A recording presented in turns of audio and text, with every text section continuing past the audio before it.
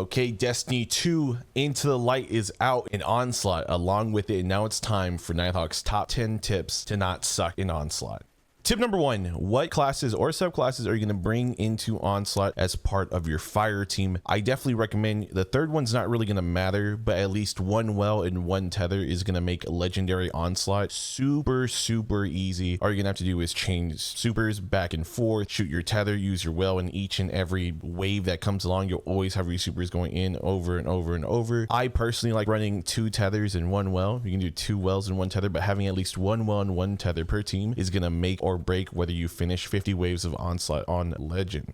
Number 2, what weapons used for Onslaught? It really depends on what the type of build you're going for. I definitely recommend matching what's with the weapon surge of that week. This week it was heavy machine gun, so run a heavy machine gun is going to help out a ton. There are champions within Onslaught throughout different waves, so make sure you have something like Overload, you have barriers covered, and you have unstops covered. It's going to really matter what you run into, whether it's Hive or Fallen, so just make sure those are covered. We can really make anything work. Just make sure you have something that's good for ad clearing. Heavy machine gun is always one of my favorite picks. Number 3, how and when to use the scrap you obtain, which is essentially the currency you need to build defenses in between rounds. Don't even use your scrap in the first 10, even 20 rounds of legendary Onslaught. Save it. The number 1 thing you need to get is decoys. Get a tier 3 decoy, turn it into shacks. The decoys are the best thing you can get out of it all. Do not get any of the trip mines, the trip wires, whatever they're called. Decoys.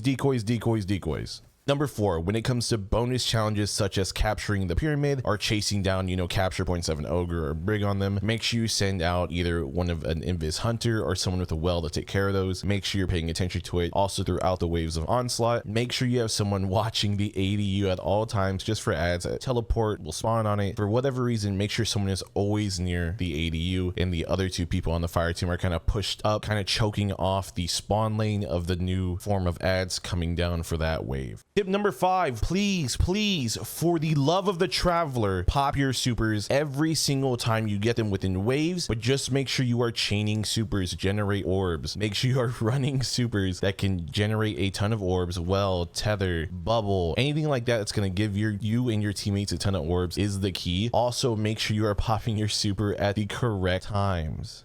Number 6, always, and I mean always, go for the bonus objectives. They're usually super easy, completely free. One person can go and take care of them, and it guarantees you 1 brave token as well as a heavy box spawn for you and your teammates. Go do the bonus objectives, please. Tip number 7, and this really only matters in the later rounds of Legendary Onslaught, but please watch your wave meter, which is on your left hand side, on when you're using your supers. You don't want to get caught up on messing up your super chain where you're going to get stuck on like wave 38. No one has their super and you're just swamped by ads and you have to do an extra objective such as shooting like the shielded bombers. Please watch the meter and do not pop your supers towards the end of a wave. Number 8, tormentors will randomly spawn throughout your runs. You're guaranteed 1. You can get up to 3 tormentors as far as I'm aware, but you can pull the tormentors away from your ADU. You can even pull them back away into the lane where all the ads are spawning, but just do this, break off the shoulder pads right away. Have some person pull the tormentor and focus the tormentor. You can even have someone go and fight the ads while the other 2 people are taking care of the tormentor, but do not fight the tormentor on the ADU. Please don't do it. Then you're gonna fail your Onslaught run. So just have someone pull away the tormentor. Really not that hard.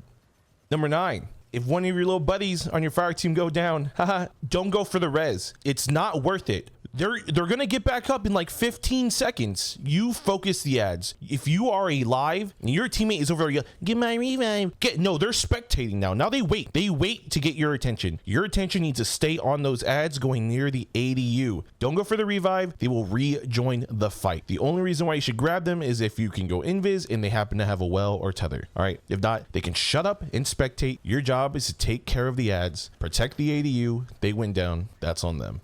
Number 10, there are special objectives that happen in each boss room, ranging from slamming the rift to capturing the zone that releases turrets by shacks, as well as simply killing the shielded enemies under the boss that will allow you to do increased damage throughout the fight. These are going to help the boss fight go by so much easier. Take your time, don't rush it. You have unlimited time in these boss fights. Sit in the back of the room, chain your supers, use these objectives, and I promise you, if you put all these 10 tips together, you and your fire team will complete 50 waves of Onslaught on Legend.